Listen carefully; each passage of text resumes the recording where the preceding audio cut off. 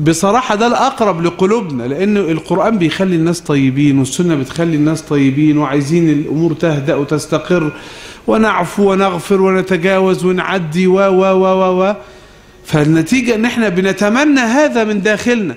لكن لو عملنا كده لغاية ما ضاع كل شيء هيبقى وقعنا في إثم جديد. وعايز اقول لكم حاجة، هو في حد هيلاقي الناس اللي موجودين في ميدان التحرير واحد بيلف سيجارة بانجو ويقول والله دول كويسين، او واحد مثلا بيحرق ويقول دول كويسين؟ بس انا عايزكم تبقوا عقول لبيبة تدرك.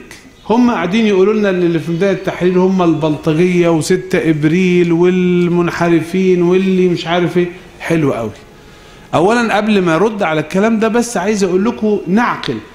اشمعنا البلطجية والصيع والبيضين واللي كده هم اللي في ميدان التحرير، لكن لما يجوا يقتلوا واحد يطلع عالم ازهري ويطلع طبيب ويطلع طالب في كلية الطب وتطلع دكتورة صيدلانية، الله مش بلطجية؟ لازم يطلع هم بتوع السوابق. انما تقول لي اللي موجودين هم البانجو بس اللي بيتقتلوا هم المحترمين، يبقى بيكذبوا. صح ولا لا؟ على طول. ما هو انت لما يبقى التلفزيونات قاعدة تصور لك الناس دول انه ده اللي بيقول له اديني كذا، لا يا تديني كذا مش رايح وبيحرق، يبقى دول اللي المفروض لما يحصل قتل هم دول اللي بيقتلوا. انما ده انت بتقتلنا احنا. في اخ اسمه عبده، غير عبوده ده اللي ولا عبودي، عبده ده انا لما حبيت اهوب ناحيه ميدان التحرير كده في يناير من اول اليوم، اول واحد مع عبده ده هو اللي كان موجود، وراجل له فكره معينه في ذهنه، ده مضروب بالرصاص في رجله، وواحد تاني جاي من امريكا لسه واصل من امريكا، اخ صالح ان شاء الله لا نزكي على الله احدا، اتضرب في رجله بالرصاص. ما هو ده راجل جاي ترك اقامته في الخارج عشان يجي يعني يساهم في لحظة شاف ان تغيبه غلط عن الميدان في اقامة الشرع واعادة البلد حرة وابية، فجاء فضرب بالرصاص. ما تقدرش تقول دول، فده نمرة واحد ان هم دول مش لا بلطجية. طب بس يا مولانا في فعلا ناس وحشين؟ طبعا في ناس وحشين جدا، في ناس وحشين جدا، في بتوع حشيش وبانجو وبيحرقوا. بس احنا نمرة واحد عندنا ان احنا اصلا اللي مستقر في الوجدان العام ان الناس دول المشبوهين منهم هم دول خصومنا، هم اللي جايبينهم، ده السلطة هي اللي جايباهم. في بعضهم كده ايوه موجودين، ايوه في واحد معاه سيجارة حشيش وجايب بنت مش عارف مين، لكن انت عارف دول، ما هو دول احنا بنقول ان هم دول مدخلين فعلا. الأجانب إن في ناس من دول هم فعلا الناس، لأن ده اللي في الآخر امبارح وأول امبارح ومن أسبوع وشهر وسنتين هو ده اللي بيتضرب على مش عارف دماغه، يتضرب على خده، يتضرب ويتبهدل، فهو شاعر بشيء. لكن الأهم من كده أنا مش دوري، الأهم بقى عشان يبقى كلام واضح، أنا مش دوري أتكلم عن ممارسات الناس اللي في الميدان ونوعيتها، أنا بتكلم عن القضية الأساسية اللي هي ممارسة السلطة. إنما هم ضحكوا علينا، ضحكوا عليكم يا إخواني، وضحكوا على الناس. ضحكوا عليهم بإيه بقى؟ بإنه تعالى أكلمك على اللي في الميدان بيعملوا إيه. لا مش دي القضية. القضية كانت إن يوم 19 نوفمبر الصبح الناس كانت هادية ونايمين 50 60 واحد ولا 100 واحد ومفيش حاجة، تعتدي عليهم وتولع الدنيا بإيدك مرة تانية وتفضل تدخل الميدان مرة واثنين وثلاثة، يوم واثنين وثلاثة هناك. والكلام ده علشان انتوا بتقولوا القتلى انتوا عارفين ان لغاية اللحظة اللي احنا فيها مفيش ولا بني آدم واحد من المتهمين بالقتل في 25 يناير حصل له حاجة، ولا واحد. الوحيد اللي اتحكم عليه اللي هو أمين الشرطة اللي قتل. ايوه بالظبط، سوبرمان ده اللي ادوله 35 مقتول ولا مش عارف 39 في الشرابية والزاوية الحمراء. أمين شرطة بيسموه مفقود، قتل في الأحداث. قالوا بجد اتقتل؟ طب شايله بقى كله ويخلص. اسمه ايه؟ سني كمان، سني ده حاجة يعني. يعني فخلاص السني ده بقى راجل ايه، مات خلاص ومش موجود. والحمد لله لو مثلا في حادثة اطلاق النار اللي سموه صائد العيون ما يهمنيش بيعمل ايه بالظبط، انما الكتيبة كلها ولا السرية ولا الفصيلة ولا اللي بيضربوا كلهم مجهولين، مفيش غير اللي احنا اكتشفناه بنفسنا بس هو ده اللي موجود. الباقي لا يا خبر مش عارفين. طب استدعوهم، اسألوا أفرادهم مين اللي كان بيطلق النار، مين قال لكم اطلقوا النار، اسألوا خلونا بس نسمع. كان في مرة واحد زمان وزير داخلية اسمه منصور العيسوي من شهر، هو اللي كان وزير داخلية، استدعوه كده اسألوه يا سيد منصور من الذي أمر بإطلاق النار؟ لا لا لا لا مش عايزين نكشف الحاجات دي.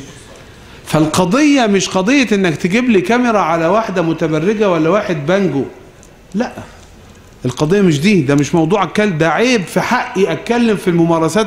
ما هو الافراد عندهم مليون غلطة وغلطة، انا بتكلم في القضية الاساسية. وما تخلوش من السهل يضحكوا علينا يروحوا مسيبيننا الموضوع الاصلي وشغالين في حاجات تانية ونقعد نتكلم ألم تروا نوعية الموجودين في الميدان، ألم تروا ما بلا رأينا. لكن مش دي القضية، ما سهل جدا. عشان كده هو احنا المجلس العسكري ده زعلانين منه ولا مبسوطين منه؟ احنا ولا زعلانين ولا مبسوطين، احنا عايزين عملة محددة. انا اديت لك جنيه وقلت لك اديني الجورنال، يا اما تديني الجورنال يا اما ترجع لي الجنيه. حاجة بسيطة، انت حلو ولا وحش مش مشكلتي، بياع جرايد امين ولا حرامي مش موضوعي، انا بقول لك انا اديت لك جنيه هات السلعة اللي انا اشتريتها. فنفس الحكاية المجلس العسكري ده ما هواش ما هواش احنا عايزين السلعة. يا اخي انا قلت مليون مرة نعامله زي ما بنعامل ابو بكر وعمر. ابو بكر وعمر قال لهم ما تعاملونيش على اني ولي الله من الاولياء الصالحين، عاملني على اني اذا احسنت تتابعني واذا اسأت تقومني. حاضر خلاص انا هعاملهم زي ابو بكر وعمر. في حاجة اوحش من كده احسن من كده؟ هل في اي شيء؟ اذا احسنت بس يبقى شيء واضح. سيدنا عمر بن الخطاب فيما يروون واقف على المنبر لابس بدلته العسكرية فيها قماش زيادة، قالوا له مش هنسمع لك ونطيع غير لما تقول لنا القماش الزيادة جايبه منين. احنا هنعمل كده مع سامي عنان وعبد الحسين طنطاوي. حاجة وحشة؟ حاجة عادية، مش حاجة على حلوة ولا وحشة. بنقول لهم احنا مسكناكوا، احنا مش مسكناكوا، احنا سيبنا. حسني مبارك هو اللي مسكهم، هو اللي قال ان انا بكلفهم بيتولوا الامور. لكن الشعب لقى حالة اضطرار انه ما عندوش اي مؤسسة دستورية، فقال لك طب سيبهم زي بعض هم اللي يتولوا الامور كده، حتى من غير كلام سابوهم يتولوا الامور. تيجي بقى بعد ما تتولى الامور شوية تروح تقول لي انا هقعد 2.5 سنة من غير ما استشيرك؟ من حقي اقول لك لا، حتى لو انت حلو يا اخي. انا دلوقتي عندي المكتب بتاعي في شوية تراب وحاجات، جبت واحد قلت له خد المفتاح ادخل نظف المكتب واغسله ووضب الدنيا والاوض والسلالم والدور الاول والمش عارف الحمام ماله والمعرفش ايه، ووضب الدنيا كلها. يروح ياخد المفتاح بعد ما ينظف يقول لي لا انا قررت استمر لغاية منتصف 2013 اوضب المكتب. انا مديك البلد عشان تعمل المؤسسات الشعب والشورى والرئاسة وتسلم. وبعدين الحاجة الاخيرة عايزكم تعرفوا حاجة كويسة جدا. اللي حصل في الايام اللي فاتت دي افتدى، صدقوني افتدى ربوع البلد كلها، ربوع مصر كلها، من ان يحصل فيها حوادث كتيرة كانت مدبرة لإراقة الدماء في اماكن كتيرة لإيقاف العملية الانتخابية. حقيقة انت عملت زي الجماعة العسكريين ما يعمل ساتر علشان يقدر يعمل تحرك من وراء الساتر، انت عملت ساتر يدفع العدوان عنك لإجراء العملية الدستورية. لذلك أشهد الله العلي الكبير ان بعض الجهات ومن ضمنهم امريكا ما بدأتش تتحرك. انا بقول لك من عندي الكلام ده، انا شاهد عليه. ما بدأتش تتحرك في ترتيبات ان خلاص الامور هتوصل بقى خلاص بالانتخابات وهيمسكوا الحكم والكلام ده، غير لما حدثت الاحداث دي لقيت ان لا ده مش هينفع نبوظ، ما نفعش نبوظ الانتخابات. فتحركت تحركا جديدا انا اعرفه، انتوا عارفين ان انا قابلتهم 2-3 اعرفه شخصيا.